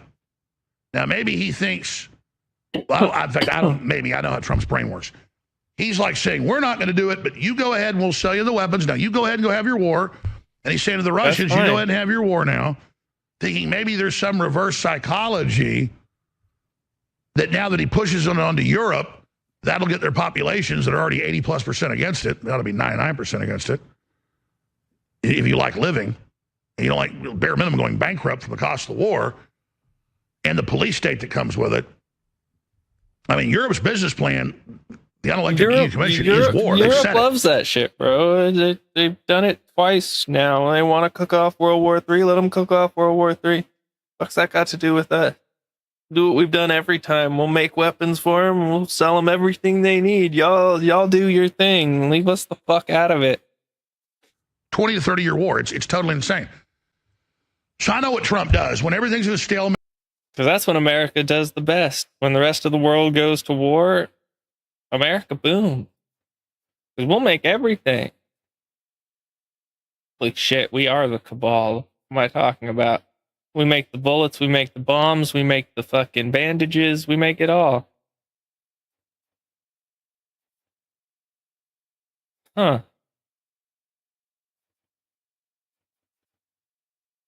But see, here's the kicker. We don't make them fight. They all hate each other. So, like, is it really wrong to profit off of what they're going to do anyways? Like, I don't think it is. Somebody's got to make that money. Make that money, boo-boo. No, but, like, for real, Europe's going to do it anyways. That's what Europe does. They've been doing it for 1,000 years. Possibly more. I mean, depending on how deep in history you want to get, definitely more.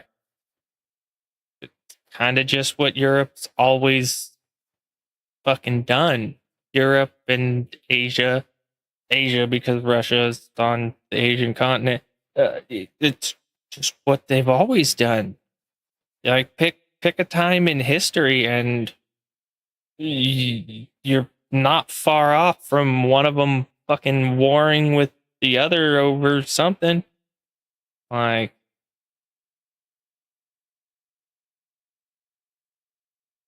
the Greeks did it. The Romans did it.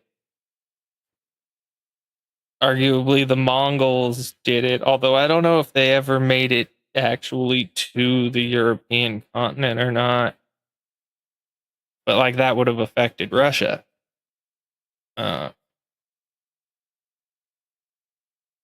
The Chinese did it. The French, the Germans again, the British, the French, the British, the French. Like, I'm pretty sure the Spanish, the Italians, just Rome. Like, yeah, bro. That's literally just what that part of the world fucking does.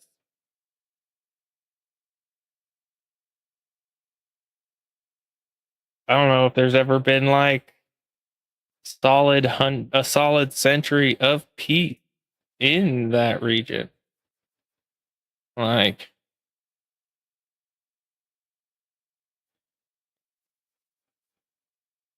I mean, obviously up until like post World War II, you get what I'm getting at. I mean, like, running the clock back. Like, yeah, bro, they go to war with each other all the time. So like, let them do it.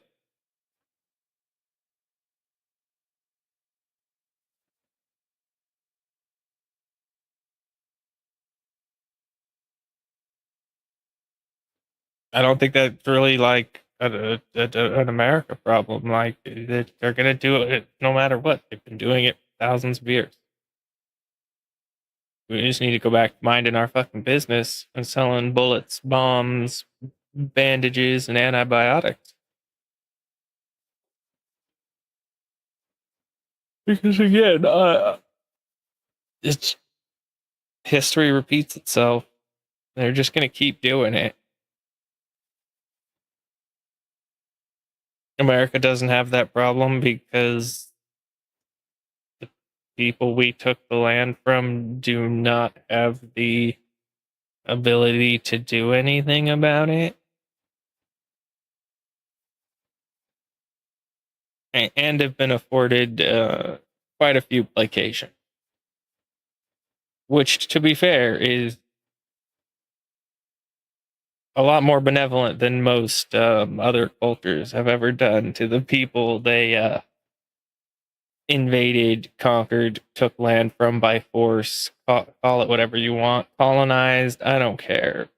It's history. I wasn't there. It's not my fault. You want to get mad at me about it, then you're fucking retarded.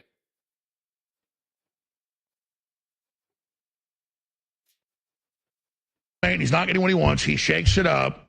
And then in a week, he'll be saying nice things about Russia. But the truth is, Russia has won so far decisively. Europe is falling apart. Europe is falling apart. But again, I would argue that Russia hasn't won. It's 3.5 fucking years. If it was won, they'd have won. And Europe is working against the U.S. as well. And I think we should just pull out of NATO. And then this thing would end real quick. And then Zelensky would flee the country. They could have elections. I don't care about any of that. What makes America the most money? At this point, after all the thought I've put into it, they're gonna do it all anyway.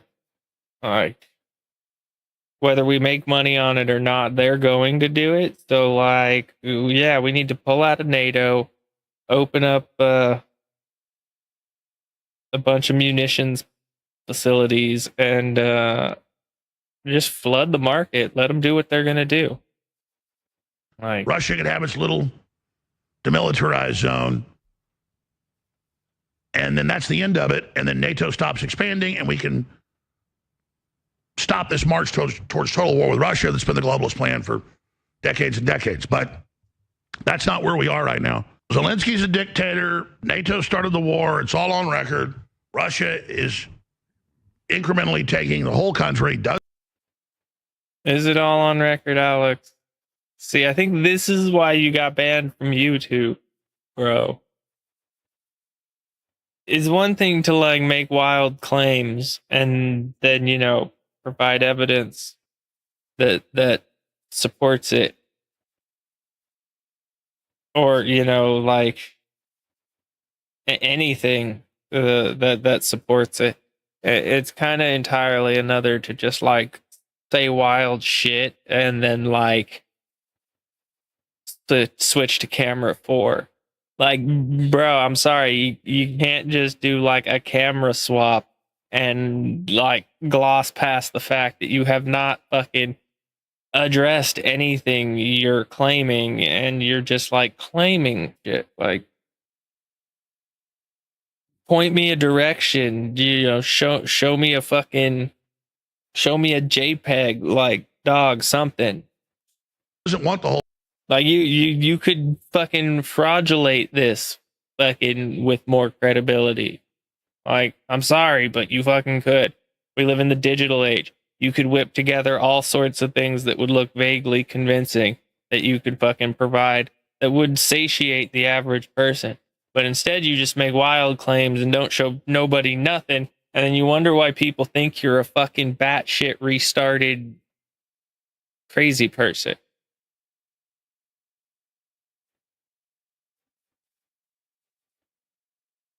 Why? Country. Point me a direction. Give me keywords. Don't just tell me fucking your dumb shit with nothing to back it. Yeah, that's the thing. That's why I like Steven Crowder, because they provide at least something that supports their argument. You could argue that it's fake and fraudulated, and it may be, but they provide you something, and they at least stand on what they provide. So like, fuck, that's something. That's better than just like shrieking that NATO started the war. Like, I mean, you could argue that they've been antagonizing Russia, but that's because nobody likes fucking Russia. And like, you know, you if you believe what Tucker Carlson's interview yielded as being valid and not the musings of propaganda and opportunity, then Russia wanted to join NATO, which I don't know if that's true. I have nothing to do with NATO. But did they? And if so, why were they not allowed to join NATO? You know what I mean? Like, if Russia wanted to join NATO, then why not? How about some transparency? Why not let Russia join NATO? Like, if that puts a fucking end to the whole quarrel and squabbling, well, then why not? Nothing says you have to give them access to your secret. Like, bro, it's just NATO. That they're just part of the, like, thereby agreed alliance. I mean, to be fair, then it kind of precludes, one could argue it then kind of eliminates the need for NATO at all. But like, there's still other global threats, other countries with nuclear weapons. China's spicy. Like, Iran is spicy. There are other spicy people. NATO's lame. I don't fucking know. So is the UN. Bunch of fucking blue helmet cucks. Once the demilitarized zone is ready to give up land, ready to make a deal, but NATO and Zelensky aren't. And so Trump can't get them to make a deal. So Russia isn't going to make a deal. So now Trump's like, well, I'll just support NATO coming in, which is the reason Russia went in to begin with. And now, oh, you're doing great. You're going to win this war, and it should just continue to go on no matter how long until you get all your land back.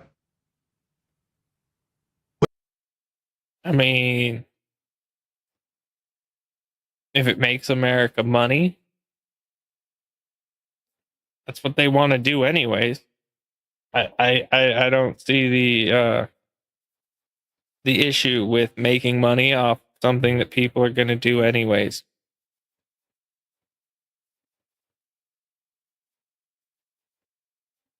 Like, let them. If we're making money off of it, fuck it, because they're gonna do it anyway. The fucking 3 years, and everybody wants to be fucking petty, this, that. I don't want to come to the name of. You know, fuck it. The fuck businesses of ours. Like, I'm sorry, but come the fuck on. Hey, people want to turn their nose up at shit, then they don't want peace. So if they don't want fucking peace, why the fuck? Like, bro, I swear, it's like we're trying to fucking force a crackhead to go to rehab, bro. If they don't want to get clean, they're not going to get clean. All right? If they don't want fucking peace, they're not going to make fucking peace. They're just going to come up with fucking unending reasons to fucking carry on. So if they're just going to carry on fucking anyways, then why do we not make money off? I think we should be making fucking money off of it. Like, fucking America been funneling money to the rest of the world, keeping all sorts of dumb bullshit afloat. I think it's about time we reel some of that money back fuck in. Yeah, they want to fucking do stupid shit. Fuck it, let them. Let's make money on it. Which is never going to happen unless there's a Raw capitalism. nuclear war. And I guess if we snuck attack Russia and they still destroyed us, but maybe survivors and 1,000 years come out of the cave. And I want to know what is with like so many of the people who do these kind of commentary and being all like, I mean, don't get me wrong, I move my neck and shit.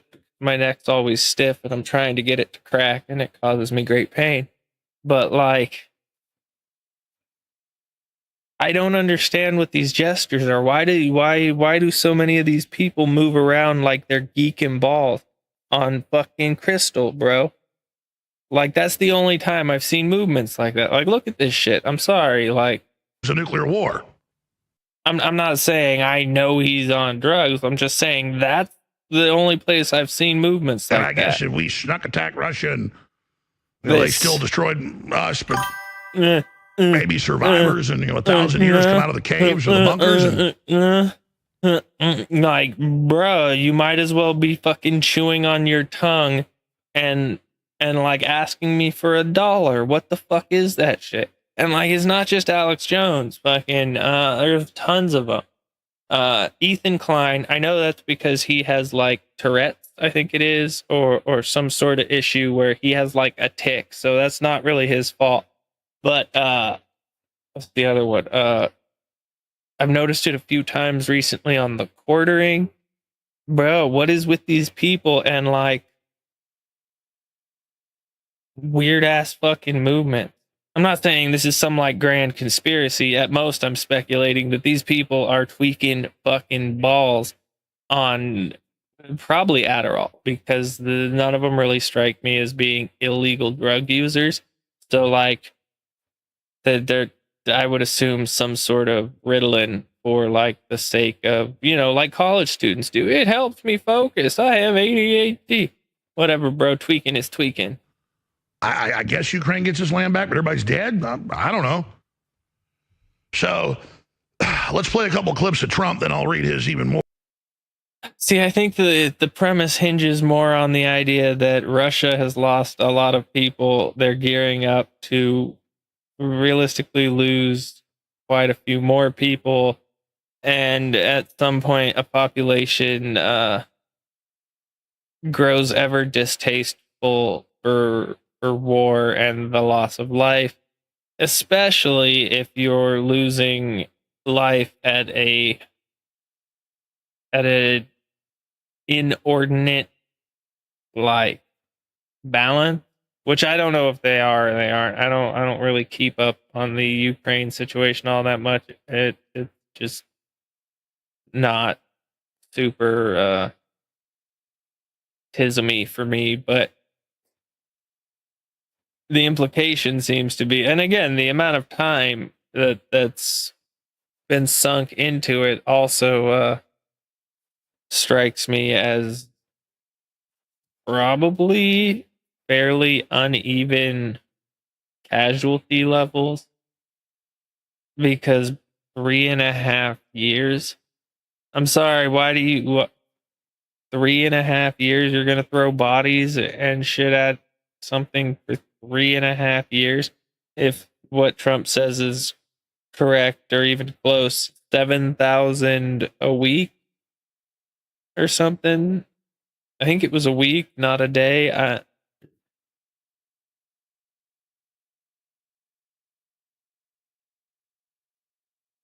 America was in the Middle East for like 20 years. And I think we lost, was it like 4,700 people in 20 years? I mean, again, we weren't trying to like conquer and claim the land and rule over it. So like, we had no defined end. We were just like there. The point I'm getting at, though, has nothing to do with America's intent and more to do with the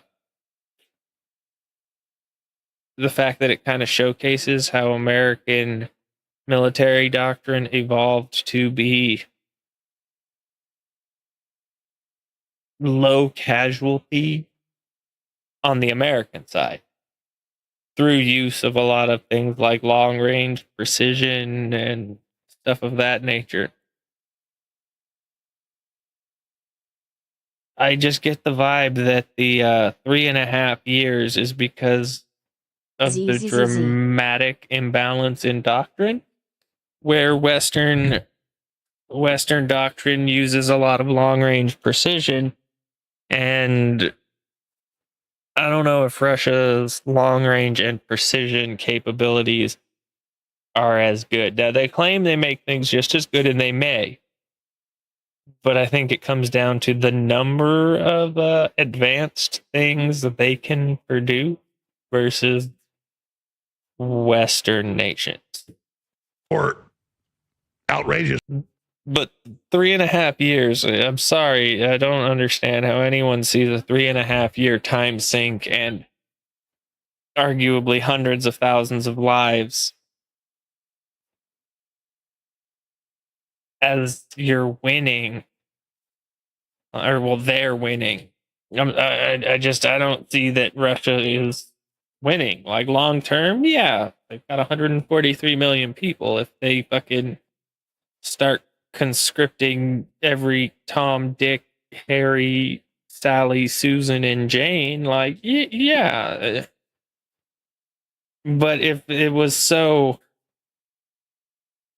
dominant, it shouldn't have taken 3.5 fucking years. Statement, and again, I just call balls and strikes, folks. You got the white pillars anytime I criticize Trump, say, you're a traitor, you're an enemy, it's trillion D chess. And then in the black pilled folks, anytime I support Trump doing something good, oh, you're a sellout, he's pure evil. No, they're doing a great job on the economy and the borders and getting rid of the carbon taxes and exposing replacement migration and the UN. I mean, it's awesome. And exposing the poison shots and Tylenol and pulling the poison dyes out. And Kennedy moved to ban fluoride, then Bondi blocked it, but she's going to get beaten. I mean, we're getting real, not just traction, devastating victories against big pharma tyranny and major reform. And so I was just ecstatic yesterday. I mean, I was on cloud nine. And then an hour towards the end of the show, they come in with this stuff. And Okay, see, that's the thing. I think you're looking at it wrong, Alex. You need to look at it from a capitalist perspective. America's been hemorrhaging money. We've been covering everybody else's fucking shortfalls. Fuck it. Let them fight it out. If we can bank money off of it, let us bank money off of it. They'll all debase themselves. Then the only player left on the table is fucking China.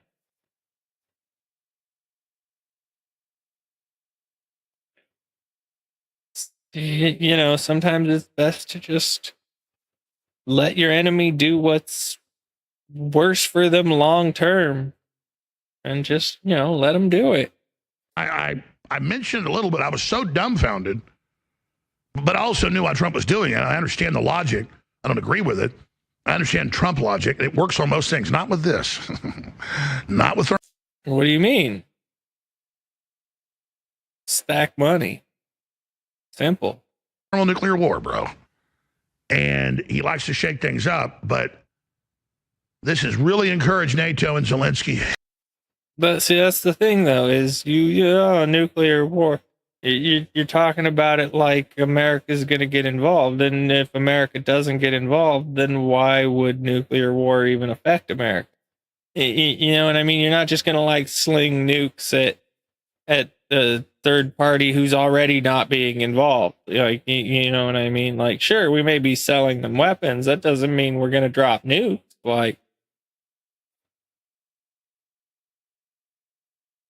you should fucking read the room. America really doesn't give a fuck what the rest of the world's doing. We're kind of tired of it if you guys want to bomb yourselves into oblivion, like, fucking go for it. Just leave us out of it. That's kind of where we sit, at least at the baseline, bottom level, blue collar. We don't give a fuck about Europe, which is kind of weird because, like, I am European. I have family in Europe, but, like, y'all won't be stupid and futz your way into some dumb shit. Fucking go for it. It's not my fucking business. America's done enough policing of the world that shit needs to come to an end. Heaven knows what they're going to do now. He's talked about greenlighting heavy weapons the U.S. transferred over there to hit Moscow. I mean, we are escalating into absolute destruction, according to all, even the mainline analysts and think tanks that run the big war games like the Rand Corporation. So the number one threat to humanity's existence right now is this war in Ukraine. Overall, it's our spiritual decline and people, being removed from the land and removed from working and removed from competency. That's the general overall threat. And then AI and all the rest of it. But I mean, this is just front and center, and the viruses they've cooked up, corporate and government. I mean, there's a lot of really dangerous existential threats that are getting worse by the minute.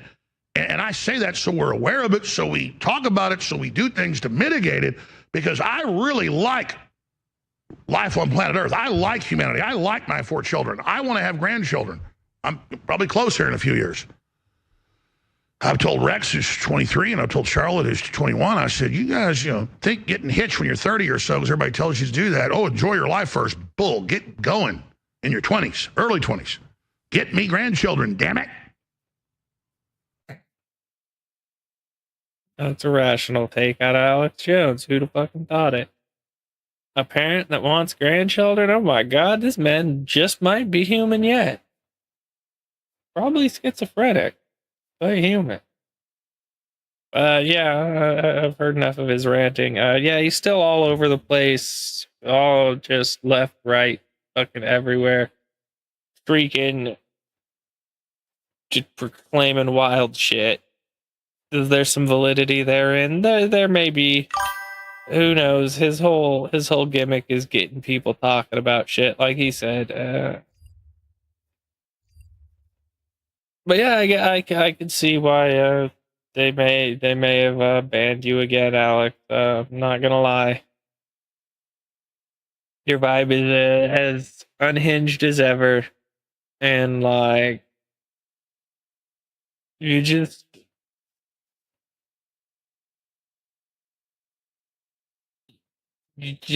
You provide nothing.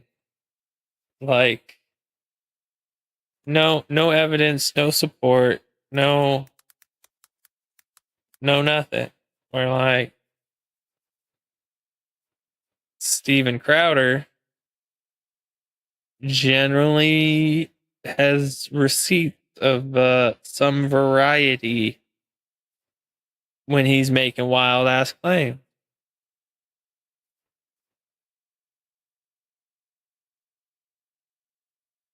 So I guess Crowder does not use Twitter. That's funny.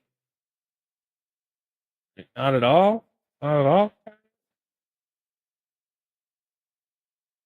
I don't think this is actually Steven Crowder.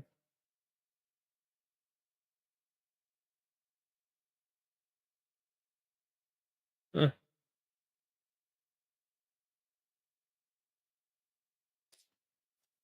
But yeah. So I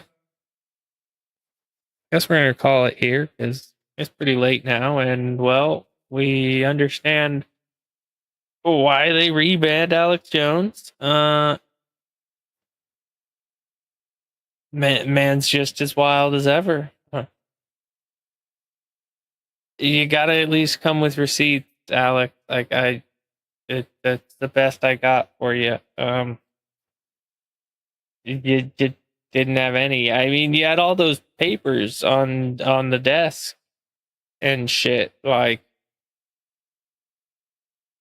were any of those fucking evidence? Like, yeah, I don't know. What do you guys think? Let me know in the comments on YouTube what you guys think. Do you think he should have been banned again? Or do you think it's just YouTube overreacting again? I mean, I would argue it is YouTube overreacting again, but like, in kind of a two-lane street, and he's kind of spouting wild ass shit and providing no fucking supporting evidence. So I'm kind of 50-50 on it. I mean, I still don't think they should have banned him, but like, you know, you hit it with like a community note type thing, unless he's got some actual evidence.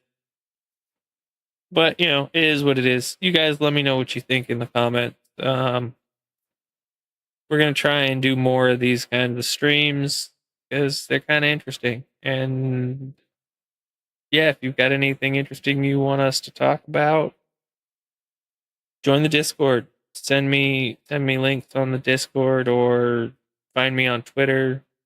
Same name as the channels. Yeah, send me links on Twitter. However, you send me links to the things you want me to look into, talk about, give opinions on. And we'll try to do that. Thanks everybody who stopped in, and anybody who watches in the future. Like, follow, subscribe, comment, join the Discord. Send me voice messages in Discord telling me you hate me and whatever. I don't know. Again, use any of the various ways to get at me and let me know what you guys like to see. Again, thank you for